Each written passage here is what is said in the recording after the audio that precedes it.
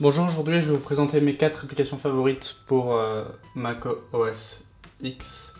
Donc la première est une application vraiment bien. Donc vous avez sûrement beaucoup de problèmes avec votre Mac car elle n'a pas beaucoup de mémoire parce que la mémoire pour les Mac coûte très cher. Déjà que le MacBook en lui-même coûte très cher. Du coup en fait il y a une application qui s'appelle Clean My Mac. Moi j'ai la version 3. Et ce que ça fait c'est que ça analyse sur votre Mac et ça supprime les fichiers inutiles, dont une partie très importante qui est dans iTunes. Ce que ça fait, c'est que ça supprime les backups de vos iPhones qui pèsent très très lourd. Parfois, ils pèsent plusieurs dizaines de gigas et comme vous avez souvent une mémoire interne de 120 gigas, plusieurs dizaines de gigas, ça peut faire mal. Sinon, vous pouvez désinstaller vos applications et il y a plein de choses de maintenance. Vous pouvez voir toutes vos extensions pour chacune de vos applications. Donc celle-là, je la conseille fortement. La deuxième est une application vraiment incroyable.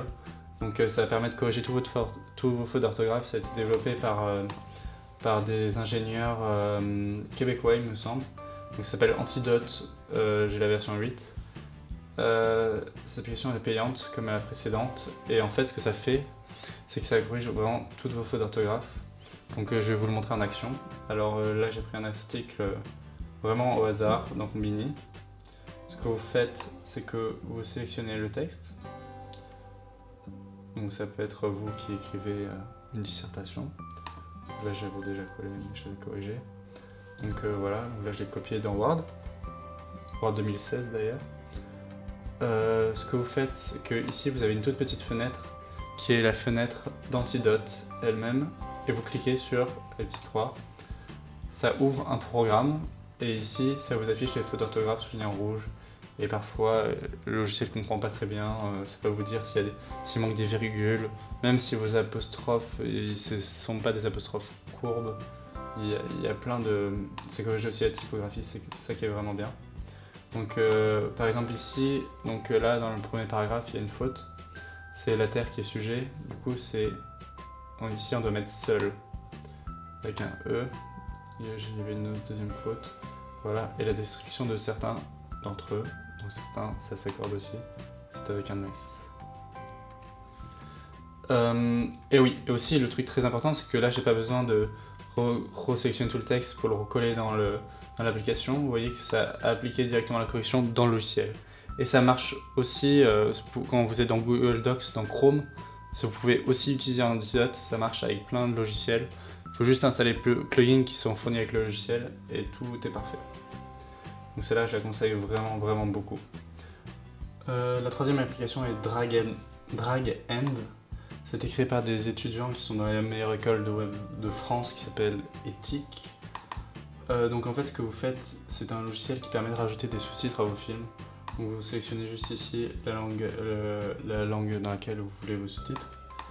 Ici, vous revenez sur la Home, vous prenez votre film, vous le déplacez, ça ajoute les sous-titres au dossier. Très important aussi, utiliser le lecteur vidéo VLC, c'est vraiment le meilleur, il fonctionne avec plein de formats de fichiers, contrairement à QuickTime Player qui marche même pas avec les fichiers AVI, donc utilisez vraiment VLC. Ensuite, la quatrième et dernière application, c'est vraiment une application très bien que je viens juste de découvrir. Donc je découvre encore des nouvelles fonctionnalités tous les jours. Alors à quoi ça sert? Donc imaginons que, voilà, on va mettre une deuxième fenêtre, comme ceci. Donc imaginons que vous vouliez réduire la fenêtre. Vous prenez vos deux doigts, comme pour scroller vers le bas, donc défiler vers le bas en fait. Vous avez juste à prendre vos deux doigts et faire hop, comme si vous vouliez défiler la page vers le bas, comme ceci, sauf que vous le faites sur la barre en haut. Hop, hop. Mais il n'y a pas que ça. Alors, par exemple là j'utilise plusieurs écrans. Attendez, je vais juste fermer ça. Donc là vous pouvez voir j'utilise plusieurs écrans. Voilà celui-là. Ce que je vais faire, c'est que je vais... C'est un peu compliqué de prendre la fenêtre et la mettre sur le deuxième écran. Donc il y a... Normalement, avec la technique de Mac, c'est que vous faites comme ça. Vous prenez, vous la placez en haut, hop, et vous la mettez sur l'autre écran. Avec cette application, vous faites la même chose que vous faites un défilement horizontal, comme ceci. Donc avec les deux doigts, vous faites hop, ça emmène l'application dans l'autre fenêtre, toujours en mettant la souris en haut. Donc ça c'est ultra pratique. Ensuite ce que ça fait, c'est que ça affiche les fenêtres qui sont ouvertes. Comme ceci, ça l'affiche pas sur les fenêtres fermées. Ça affiche sur les fenêtres uniques, mais vous pouvez aussi le paramétrer ça. Donc ça c'est quand même pas mal cool. Donc là par exemple si je veux passer, aussi sinon ce qu'on peut faire, vous pouvez réduire la fenêtre en scrollant dans la petite vignette, réduire l'autre fenêtre, vous voyez, réduire la fenêtre derrière, remettre, hop. Vous pouvez faire ça avec toutes les fenêtres et ça marche vraiment bien. Dernière chose, oui, donc moi je vais pas paramétrer, mais vous pouvez juste activer la fonction pour Spotify. Ce que ça fait, c'est que ça affiche la vignette de la vidéo de l'album qui est en train de jouer. Et vous pouvez aussi changer les chansons directement à partir de cette petite vignette sans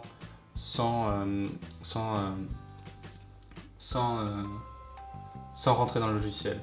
Moi ça me sert vraiment à rien parce que j'utilise les raccourcis qui sont ici, donc play, précédent, suivant. Donc j'ai désactivé cette fonctionnalité.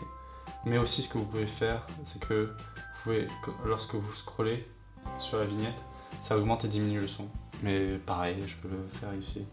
Dans Spotify, ici. Et ça m'est pas vraiment du tout utile. Donc c'est pour ça que je m'en sers pas. Voilà, donc vraiment utiliser ces fonctionnalités pour passer. Ah oui aussi, sinon ça fait un truc très pratique, j'allais oublier. C'est que ça permet de, lorsque vous collez la fenêtre sur un côté de l'écran, ça prend la moitié de l'écran. Il y a d'autres applications qui permettent de faire ça comme Better Touch Tool. Mais je m'en sers plus de Better Touch Tool.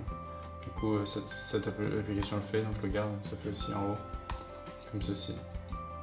Donc vraiment utiliser cette application. Donc elle s'appelle, je vais vous le remontrer, HyperDoc. Toutes ces applications sont payantes. Il me semble que vous avez des jours d'essai sur certaines d'entre elles, mais c'est vraiment des applications que vous allez garder, donc je pense que ça vaut le coup de les acheter. Sauf Dragend, c'est gratuit. Du coup, n'hésitez pas à le télécharger, c'est totalement gratuit. Donc j'espère que vous avez aimé cette vidéo, n'oubliez pas de vous abonner à ma chaîne. Et si vous avez aimé, dites-le moi dans mes commentaires si vous voulez que je fasse d'autres tops. Par exemple, donnez-moi des idées, j'essaierai de le faire si je suis inspiré. Voilà, j'espère que vous avez aimé cette vidéo. N'oubliez pas de vous abonner à la chaîne. Merci beaucoup.